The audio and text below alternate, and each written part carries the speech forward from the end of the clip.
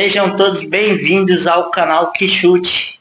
No vídeo de hoje, vamos estar falando da convocação aí, do técnico Ancelotti, e dos jogadores aí que vão participar e defender essa camisa, esse manto sagrado da seleção brasileira nessa Copa do Mundo, E bem, pessoal, nessa convocação aí não teve muitas surpresas, assim que a gente pudesse falar, nossa, ele foi e esse não foi, Bem, como a gente já sabia, tinha saído os goleiros, na pré-lista, então todos aqueles estavam na disputa para ir para a Copa do Mundo, Tava na disputa o Bento, o Everton, o Alisson, o Ederson, o John, o Hugo, Todos esses, acho que era 6 goleiros que estavam na pré-lista, estavam, na briga para ir para a Copa do Mundo, E bem, nesses últimos jogos, no Sauditão o Bento falhou, e aí supostamente o terceiro goleiro que poderia ir no lugar do Bento seria o Hugo, por estar sendo convocado para a seleção, nos jogos aí, Mas no final quem acabou sendo convocado foi o Everton, Ele optou aí pela experiência do goleiro, Vendo, e tendo, na consciência, que o Alisson volta de lesão, O Ederson não vive um bom momento assim seguro, que se possa confiar tanto, E aí ele convocou o Everton, que talvez seja esse terceiro goleiro que possa ser a confiança, Talvez, dependendo de como for ali o andamento ali do treinamento, talvez o Everton até seja o goleiro titular da Copa do Mundo, Surpresa para mim seria se ele não levasse nenhum desses três, E como eu já falei, levasse apenas, jogadores mais novos, no lugar de muitos jogadores, levasse o Hugo, levasse o John, que se não me engano é novo também, levasse o Carlos Miguel, o Bento, que eu também acho que é um goleiro jovem ainda, Tipo, levasse esses goleiros assim mais jovens, Isso, para mim, isso seria uma surpresa, Mas Alisson, Ederson está na lista, esses dois aí já era confirmado já, Enfim, pessoal, sem grandes surpresas então, todo mundo achava que o goleiro Hugo talvez seria o terceiro goleiro ali disputando com o Bento, Mas acabou sendo levado aí, escolhido o Everton, Ele optou pela experiência do goleiro, E também é devido aí a algumas falhas que ocorreu aí nos últimos jogos aí, E também, bem, para mim surpresa mesmo seria se ele não levasse Danilo, se ele não levasse o Casemiro, se ele não levasse o Fabinho, o Alexandro, Trocasse todos esses jogadores, por jogadores mais jovens aí, Aí sim eu ia ficar surpreso, Mas eu já tinha mais ou menos essa base, de expectativa, por ver os trabalhos do Ancelotti aí nos times assim,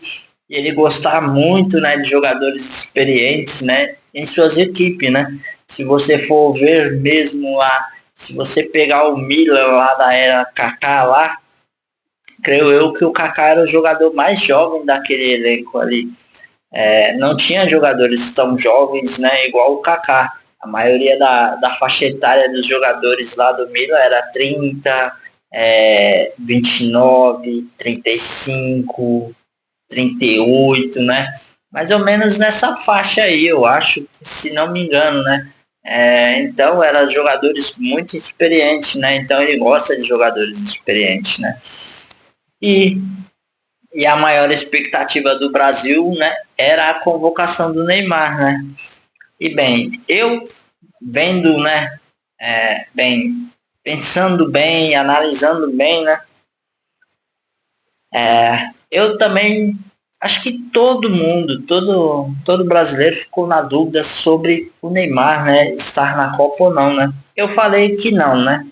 Mas também, né, eu tinha aquele pensamento, né? Pô, se nós pode levar o Neymar, né? Ele de repente, né, pode ficar no banco, né? E entrar no jogo e decidir pra gente ali 20, 15 minutos, né? E bem, ele está jogando, né? Não está jogando, nossa, aquele futebol lindo, né? Igual era na juventude dele, né? Mas ele ainda tem o seu dom, né? Tem a sua habilidade, tem a sua é o seu dom, né? Então ele pode resolver numa assistência, né? Que alguns jogadores da seleção brasileira talvez não consiga fazer, né? Ou dar um passe, né? Em um momento que a gente possa estar precisando, né? Ou até mesmo em um drible, né? Em um momento e um chute pro gol, conseguir fazer o gol, né? E ajudar a nossa seleção, né? E bem, pessoal, vendo tudo isso, né, sobre as convocações aqui do Ancelotti, eu confesso para vocês, né, que eu não fiquei muito surpreso, né, de todos esses jogadores. A gente já tinha mais ou menos a base aí, né, do elenco que ele ia levar para a Copa do Mundo, né. As únicas dúvidas que tava assim pairando era entre o terceiro goleiro, se o Neymar ia, né, e e só. O resto era mais ou menos isso mesmo que eu tinha quase certeza, né? Casemiro ele não ia tirar, Danilo não ia tirar, Marquinhos ele também não ia tirar, Alexandre também não, né?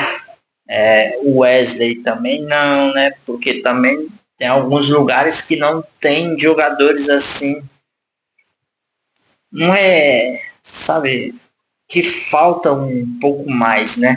Ainda, tipo, tem alguns laterais esquerdas surgindo, né? Tem o do Santos, tem o do Cruzeiro, né? Acho que é Kaique, né? Tem o do Vasco, que eu acho bonzinho, que eu acho bom, né? Que é o Cuiabano. Tem alguns jogadores que ainda pode, né, ser lapidado para o próximo ciclo, né? Então, assim, para essa Copa do Mundo, né? É a oportunidade dos jogadores mais experientes, né, fracassados, né, fazer diferente, né?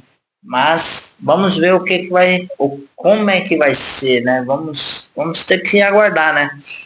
E bem, eu confesso que eu acho que o melhor ciclo da seleção brasileira vai ser no próximo ciclo, né?